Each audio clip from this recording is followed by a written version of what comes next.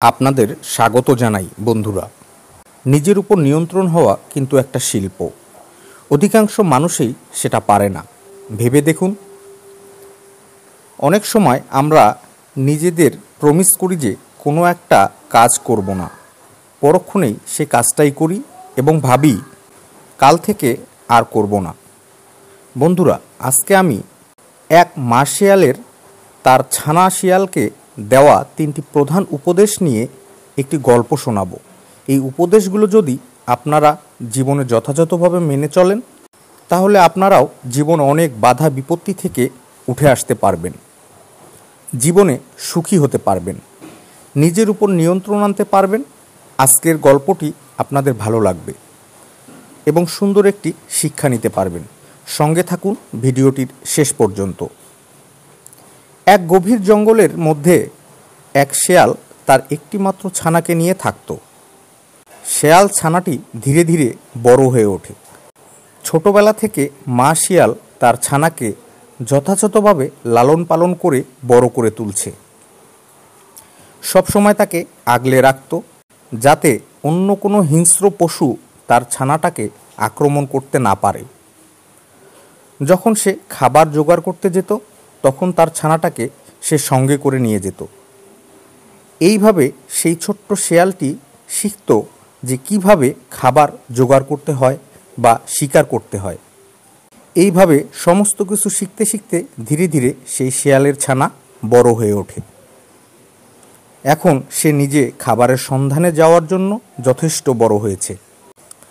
একদিন সেই শিয়ালের ছানা তার মাকে বলল, মা, এবার মনে হয় তোমার আমাকে একটু একা ছেড়ে দেওয়া উচিত খাবার জোগাড় করতে যাওয়ার জন্য, কারণ আমি তো তোমার ছায়ায় থেকে বড় হয়ে উঠেছি। এখন তুমি বিশ্রাম করো, আমি তোমার জন্য খাবার জোগাড় করে নিয়ে আসব। মা শেয়াল তখন উত্তরে তার ছানাকে বলে, না বাবা, তুমি এখনও অনেকটাই ছোট। নিজের শিকার ধরার জন্য ছানা শেয়ালটি তখন তার মাকে বলে, মা, তুমি যদি আমাকে নিজের মতো করে বেরোতে না দাও, তাহলে তো আমি কোনোদিনও শিকার ধরা শিখব না। সব সময় আমি তোমার ভরসাতেই থেকে যাব। ঠিক যেমন পাখির ছোট ছোট ছানারা তাদের বাসা থেকে না বেরোলে উড়তে শেখে না, আমার অবস্থাও ঠিক এই রকমই হবে। মা, আমি স্বাবলম্বী হয়ে উঠব না। এরপর সেই মা শেয়ালটি তার বাচ্চাটিকে বলল, তুমি ঠিক বলেছ, জীবন মানেই হলো সংঘর্ষ করে বেঁচে থাকা। আমাদের জীবনে প্রতি পদে পদে বিপদ আসবে, কিন্তু আমাদের বেঁচে থাকতে হবে এবং সেই বিপদ থেকে বেরিয়ে আসতে হলে প্রতিটা মুহূর্তে সংঘর্ষ করতে হবে। এ কথা বলার পর সেই মা শেয়ালটি আবার বাচ্চাটিকে বলল, ঠিক আছে বাবা, তুমি যখন যেতে চাইছো, নিজের উপর নির্ভরশীল হতে চাইছো, তাহলে তুমি যাও। কিন্তু একটা কথা মনে রেখো, এই জঙ্গলের মাঝ বরাবর একটি কুল গাছ আছে। সেই কুল গাছটিতে খুব সুন্দর রসালো পুষ্ট কুল পড়ে থাকে। তুমি যদি সেখান থেকে প্রথমবার কুলের স্বাদ গ্রহণ করতে চাও, তাহলে 2-4টে খেতে পারো, কিন্তু ভুলেও যেন লোভের বশবর্তী হয়ে বেশি কুল খেতে যেও না, তাহলে কিন্তু তোমার প্রচণ্ড পেটে যন্ত্রণা শুরু হতে পারে। এ কথা শুনে সে বাচ্চা শিয়ালটি তার মাকে বলল, তুমি একদম চিন্তা করবে না মা, আমি তোমার কথা মেনে চলব। এই বলে সেই বাচ্চা শিয়ালটি সেখান থেকে জঙ্গলের গভীরে যাওয়ার উদ্দেশ্যে একা একা বেরিয়ে পড়ল। জঙ্গলের ভিতরে প্রবেশ করতে করতে ছোট্ট শিয়ালটি ঠিক জঙ্গলের মাঝ বরাবর এসে তার মায়ের বলে দেওয়া সেই পুষ্ট কুল গাছটি দেখতে পেল। শিয়ালটি দেখল কুল গাছের নিচে অসংখ্য রসালো কুল পড়ে রয়েছে। শেয়ালটি কুলগুলো দেখে দৌড়ে গিয়ে সেখান থেকে টপাটপ কুল তুলে খেতে লাগলো। এইভাবে খেতে খেতে সে অতিরিক্ত পরিমাণে কুল খেয়ে ফেলল। এবার হঠাৎই তার প্রচণ্ড পেটে ব্যথা শুরু হয়ে গেল। সে পেটের ব্যথায় ছটপট করতে লাগলো। খুব কষ্ট করে কোনো রকমে তার মায়ের কাছে এসে পৌঁছালো। মা তার বাচ্চাটিকে দেখে বুঝতে পারল যে সে অত্যাধিক পরিমাণে কুল খেয়ে ফেলেছে।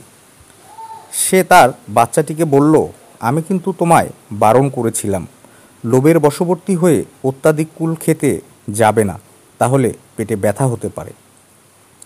বাচ্চা শেয়ালটি তখন তার মাকে কাঁদতে কাঁদতে বলল, আমার ভুল হয়ে গেছে মা, আমি আর কোনো দিন কুল খাবো না, মা আমাকে ক্ষমা করো।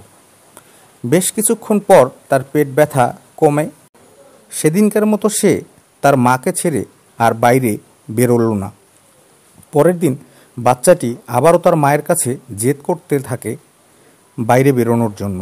আবারও তার মা অনুমতি দেয় এবং এটাও বলে দেয় যে কালকের কথা মনে আছে তো, কুল খেয়ে তোমার কি হয়েছিল? তাই আবারও বলছি, কুল খেও না কিন্তু। বাচ্চা শেয়ালটি তখন তার মাকে বলল, হ্যাঁ মা, মনে আছে, তুমি চিন্তা করো না। এই বলে বাচ্চাটি সেখান থেকে আবারও জঙ্গলের উদ্দেশ্যে চলে গেল। জঙ্গলের ভেতরে যেতে যেতে শেয়ালটি আবারও সেই কুলগাছটার সামনে এসে পৌঁছালো এবং সেই রসালো পুষ্ট পড়ে থাকা কুলগুলোকে দেখে হাঁ করে সেদিকে তাকিয়ে রইল। তাকিয়ে থাকতে থাকতে শেয়ালটি হঠাৎই ভাবল, আমার তো কালকে কুলগুলো খেয়ে পেটে ব্যথা হয়েছিল, আজকে যদি আমি এই কুলগুলোর সামনে গিয়ে শুধুমাত্র এই কুলগুলোর গন্ধ শুকে আমার মনটা ভরাই, তাহলে তো নিশ্চয়ই পেটে ব্যথা করবে না। যাই তাহলে গিয়ে কুলগুলোর ঘ্রাণ গ্রহণ করি। এই ভেবে সে হাঁটতে হাঁটতে সেই পড়ে থাকা কুলগুলোর দিকে গেল এবং কুলগুলোর ঘ্রাণ নিতে নিতে শেয়ালটি আর লোভ সামলাতে পারল না। একটা কুল সে মুখে পুরে দিল। একটা কুল খাওয়া মাত্র সেই শেয়ালটি আরও বেশি করে লোভ সামলাতে পারল না। এটা ভাবতে লাগলো, কাল তো অত্যাধিক পরিমাণে কুল খেয়ে ফেলেছিলাম, তাই পেটে ব্যথা হয়েছে। আজ অল্প করে না হয় খাই, তাহলে তো আর পেটে ব্যথা হবে না। এই ভেবে শেয়ালটি একটা একটা করে কুল তুলে মুখে পুড়তে লাগলো। এইভাবে কুল খেতে খেতে বেশ অনেকগুলো কুল সে টপাটপ খেয়ে ফেলল। অনেকগুলো কুল খাওয়ার পর আবারও আগের দিনের মতো প্রচণ্ড পেটে ব্যথা এসে ছটপট করতে লাগলো। ল্যাংড়াতে ল্যাংড়াতে মায়ের কাছে পৌঁছে প্রচণ্ড পরিমাণে কান্নাকাটি করতে লাগলো। মা শেয়াল তখন তার বাচ্চাটিকে দেখে বলল, বাবা, আজকে তোমার যে পরিণামটা ঘটেছে, এই পরিণামটা কিন্তু মানুষ জাতিদের মধ্যেও ছড়িয়ে গেছে। অর্থাৎ লোভের বশবর্তী হয়ে মানুষ অনেক সময় বড়দের কথা শুনতে ভুলে যায়, ঠিক যেমনটা তুমি আজকে করেছো। এর ফলে তারা বিপদের মুখোমুখি হয়, ঠিক যেমনটা তুমি আজকে হলে। বড়দের কথা শোনার জন্য প্রথম অবস্থায় ছোটরা নিজেদের মনকে স্থির করে নিলেও পরক্ষণে কোনো কিছু প্রলোভন করে। তারা সেই ভুলের ফাঁদে পা দিয়ে ফেলে এবং সেই ফাঁদে তারা খুব বাজেভাবে জড়িয়ে পড়ে। যখন তারা বুঝতে পারে যে তারা খুব বাজেভাবে ফাঁদে জড়িয়ে পড়েছে, তখন উঠে আসতে চাইলেও কিন্তু আর উঠে আসার উপায় খুঁজে পায় না।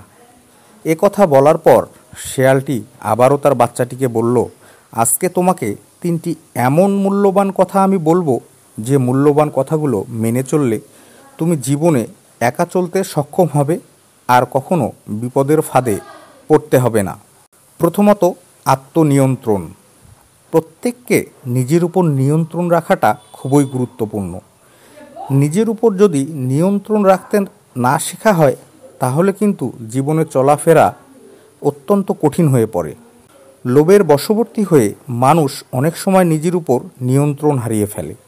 যেটা করা উচিত নয়, সেটাই বারবার তারা করে ফেলে। ফলে অতি সহজেই বিপদ তাদের দরজায় এসে দাঁড়ায়। তাই কোনটা আমাদের করা উচিত আর কোনটা করা উচিত নয়, সেটা বুঝে নিয়ে নিজেদের উপর নিয়ন্ত্রণ বজায় রাখাটা খুবই জরুরি।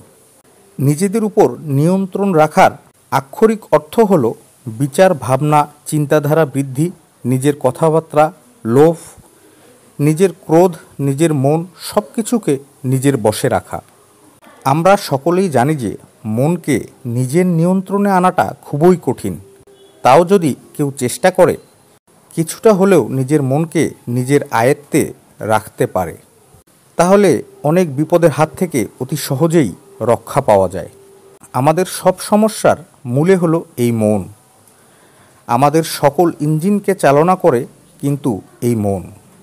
একমাত্র এই মনকে নিয়ন্ত্রণে রাখতে পারলে আমরা নিজেদেরকে নিয়ন্ত্রণে আনতে পারব।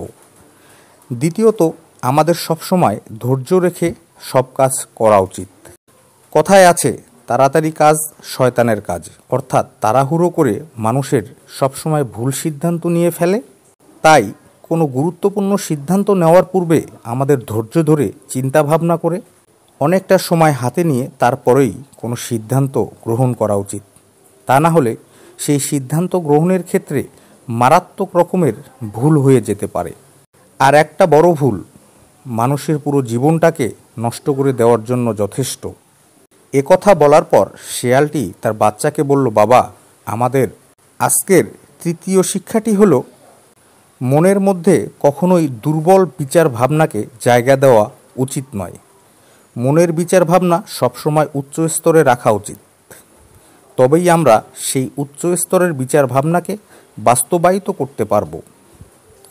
একটা কথা আছে যে, আমাদের বিচার ভাবনায় আমাদের অস্তিত্ব নির্ধারণ করে। কাজেই আমাদের বিচার ভাবনাকে সবসময় উচ্চ স্তরে এবং উচ্চমানে রাখতে হবে। আমরা যদি বড় কিছু ভাবতে পারি তবেই আমরা বড় কিছুর দিকে এগোতে পারব। না হলে আমাদের ছোট মানসিকতার মতো আমাদের জীবনটাও ধীরে ধীরে নিম্ন স্তরের হতে থাকবে। সেদিন এই কথাগুলো শোনার পর তার বাচ্চাটি কাঁদতে কাঁদতে বলল, মা, আমি আর কোনোদিন তোমার কথার অবাধ্য হব না, কোনোদিন লোভের বশবর্তী হব না। তোমার এই কথাগুলো আমি যথাযথভাবে জীবনে মেনে চলব। বন্ধুরা, শেয়াল তার বাচ্চাকে দেওয়া এই 3টি উপদেশ আমরাও আমাদের মানুষ জাতির জীবনে প্রতিনিয়ত মেনে চলতে পারি। তাহলে কিন্তু আমরা অনেক সমস্যার হাত থেকে বাঁচতে পারবো। এখানে শেয়ালের বাচ্চাটি আত্মনির্ভর হতে চেয়েছে, সেটা খুবই ভালো কথা। কিন্তু সে যদি তার মায়ের কথা অমান্য করে সেই কুলগুলো না খেত, তাহলে হয়তো আজকে তার এই কষ্ট হতো না। লোভের বশবর্তী হয়ে শেয়াল ছানাটি নিজেরই ক্ষতি করেছে। আমরা মানুষ জাতিও যদি লোভের বশবর্তী না হয়ে নিজেদের লোভটাকে নিজেদের নিয়ন্ত্রণে আনতে পারি এবং প্রতিটা ক্ষেত্রে ধৈর্য ধরতে পারি, তাহলে জীবনে উন্নতির পথে পৌঁছাতে কেউ আমাদের আটকাতে পারবে না। আর সবথেকে গুরুত্বপূর্ণ কথা হলো এটাই যে, নিজেদের বিচার ভাবনাকে, নিজেদের মানসিকতাকে সবসময় উচ্চ স্তরে রাখতে হবে এবং সেই মানসিকতা যেন উচ্চ মানের হয় সেই দিকে খেয়াল রাখতে হবে। তবেই আমরা জীবনে উচ্চ স্তরে পৌঁছাতে পারবো।